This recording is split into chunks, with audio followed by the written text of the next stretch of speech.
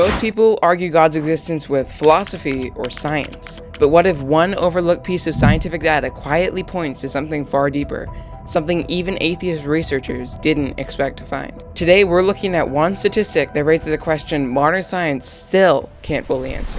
A 2004 study in the American Journal of Psychiatry found that religiously affiliated depressed patients had significantly fewer lifetime suicide attempts than unaffiliated patients. Now, skeptics will say community explains that. And they're right that community plays a role because religious communities are often stronger and more close-knit than non-religious communities, and I'm not denying that. But here's what's harder to explain. Why does belief in something transcendent, not just people, not just routine, but meaning itself, protect the human mind so consistently across cultures, across centuries? That is not a sociological question anymore. That is a metaphysical one. Because if a purely material universe is all there is, meaning should be an illusion. And yet the human mind demonstrably dies without it. That demands an explanation. And that's exactly where the argument for God gets interesting. And before we go further, this 2004 study is no outlier. A 2016 Harvard study published in JMA Psychiatry followed over 89,000 women for 14 years and found that those who attended religious services more than once a week were 5 times less likely to die by suicide than those who never attended. 5 times. That is not some rounding error or some noise in the data. That it's one of the strongest protective effects ever recorded in psychiatric literature. And it held up even after researchers controlled for social support, depression severity, and a dozen other variables. So when we talk about this, we're not randomly cherry-picking one old study. We're talking about a robust, replicated, cross-cultural phenomenon that the secular research community has struggled to explain away. We've introduced the evidence and presented the dilemma. Now we have to uncover why the statistics say that and what the solution is. Let's break this down. In atheism, life has absolutely no ultimate purpose. We're just accidental byproducts of blind, unguided processes in a cold, indifferent universe that could honestly care less about you. We came from nothing, we're going back to nothing, and absolutely nothing we do ultimately matters. The sun will eventually swallow the earth, the universe will experience heat death, and every laugh, every tear, or every act of love or courage or bravery, they will all be erased as if they never happened, and they'll be completely meaningless. This is the question that atheism needs to answer. If that worldview is true, then why shouldn't someone in deep despair end their life? In atheism, there is no objective value to human life. There's no transcendent purpose. There's no ultimate hope. Suicide becomes a rational response to your meaningless existence. The higher suicide rates among the non-religious are not surprising at all. They are exactly what we should expect if atheism is true, which these people clearly believe. The atheists cannot account for why human life has inherent dignity and worth. They cannot explain why we should fight to stay alive when suffering becomes overwhelming. You see, they borrow the Christian concepts of human value, human purpose, human hope, while denying the only foundation that those concepts have to rest upon. And think about what that borrowing actually looks like. When an atheist says, suicide is tragic, or we need better mental health resources, they're making a claim that human life has real, objective value worth protecting. But in their own worldview, pain is just neurons firing. Death is just one arrangement of matter ceasing to function. The universe doesn't assign value to any particular life. So where is that conviction coming from? They are standing on Christian ground and using that Christian ground to deny the Christian God.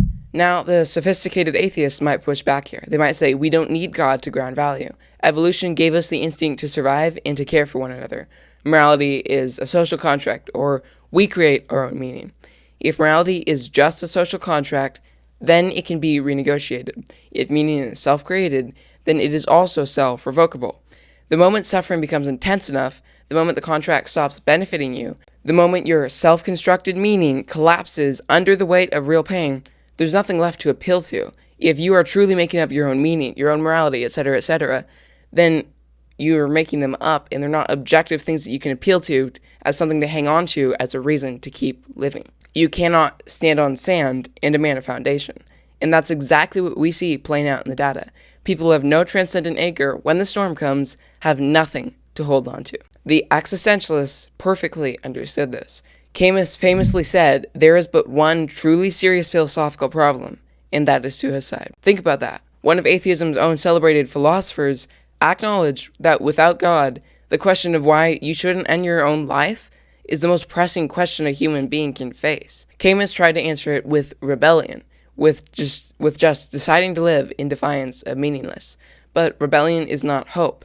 Defiance is not a reason to live. It's just white-knuckling your way through existence. And for people in the depths of clinical depression, white-knuckling is not enough. They need something more to hang on to, and they don't have that.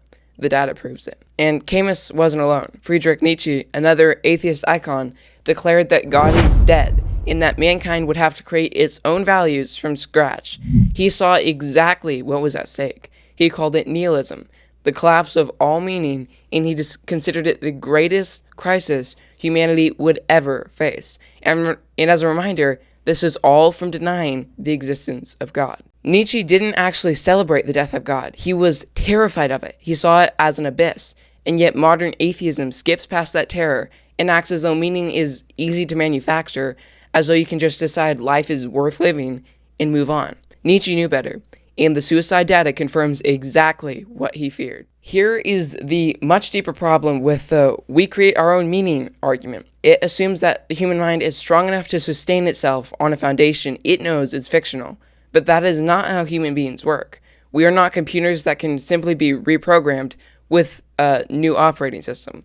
We are creatures who need to believe that our lives matter. Not just that we've decided they matter because that's ridiculous, but that they actually, objectively, cosmically matter. The difference between these two things is the difference between life and death for people in genuine despair. A meaning you invented yourself evaporates the moment pain becomes greater than your will to maintain the fiction. But a meaning that was given to you by God who created you, that one holds. If we truly are no more than mere bags of meat and cells, no more than complex animals, why should we assume that we have objective value?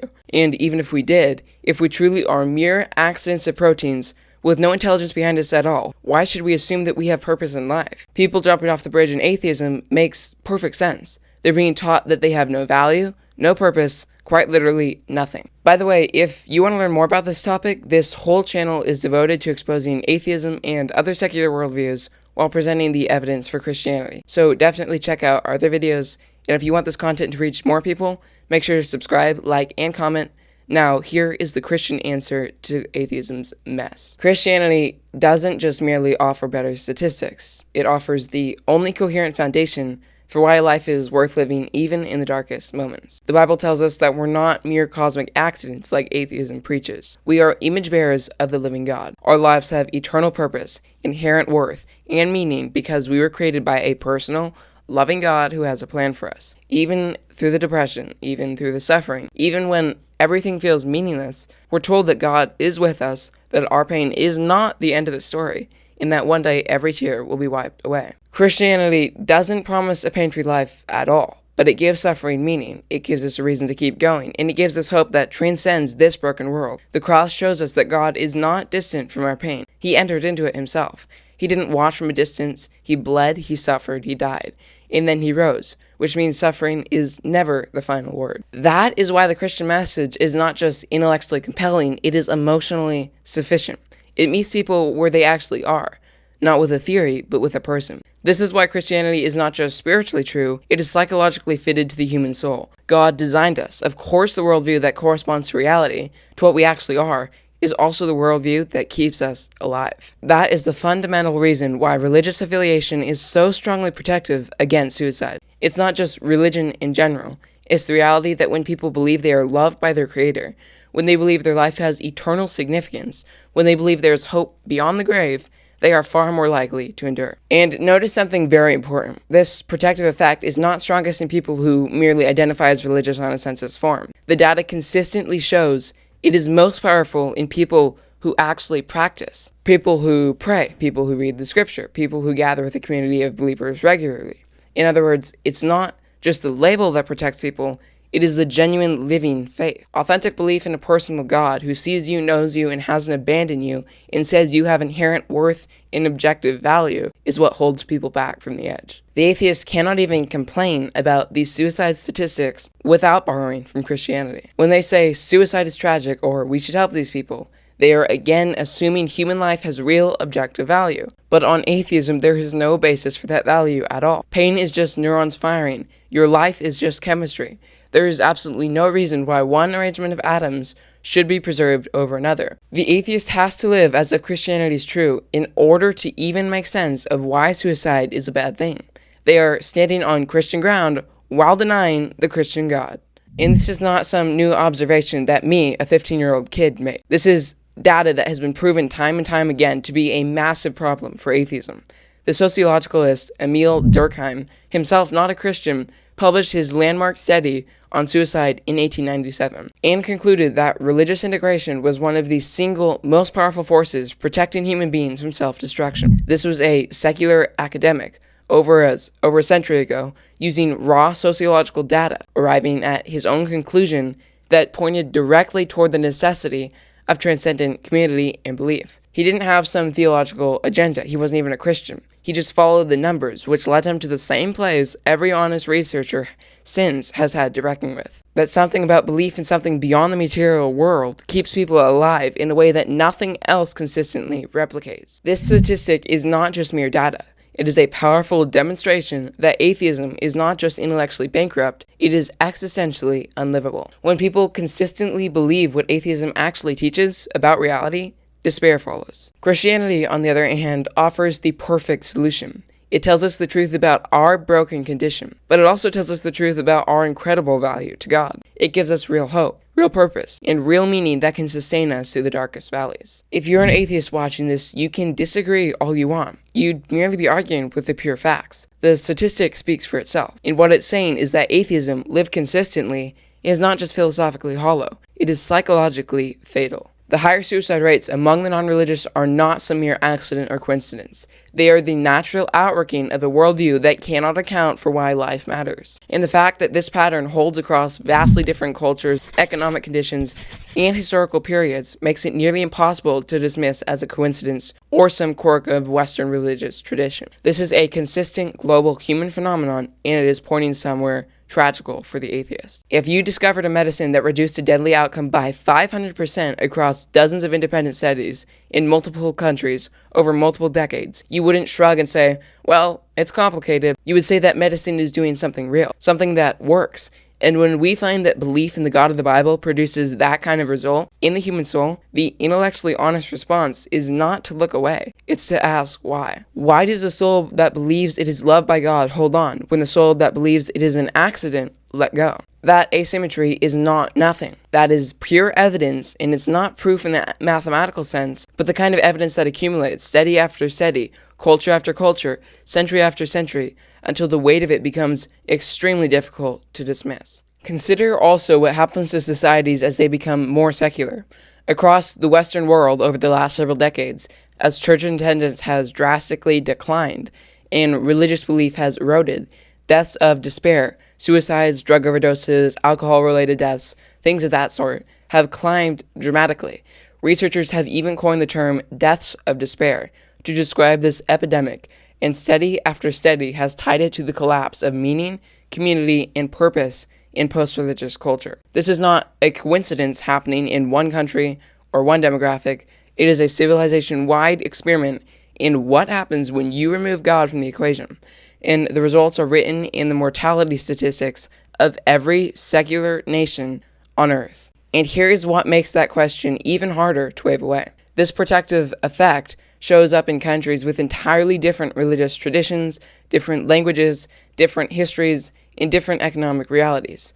It shows up in studies done by secular researchers at secular institutions who had absolutely no interest in vindicating religion. It shows up even after skeptics have controlled for every confounding variable they could think of. At some point, the honest intellectual has to stop explaining away the pattern and start asking what the pattern is telling them. And what it's telling them is this: human beings were built for transcendence.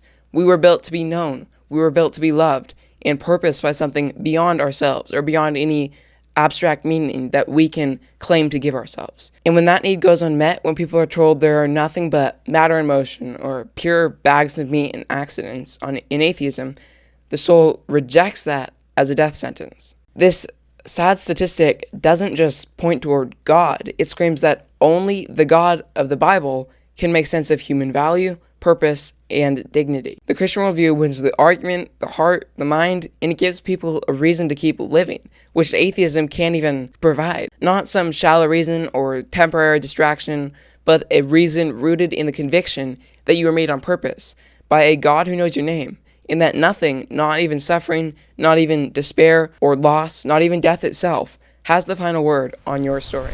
We've already exposed several of atheism's major assumptions, but there is one more underlying assumption concerning atheism's claim that suicide is wrong that may be the most devastating of all. If you want to know what that is, head over to the video in the corner where I break it all down. Thank you so much for watching. If you enjoyed it, make sure to support the channel by subscribing, liking the video, and leaving your thoughts in the comments down below, which tells YouTube to show this video to even more people who need to hear why atheism self-destructs on literally everything. Again, thanks for watching. I'll see you next time.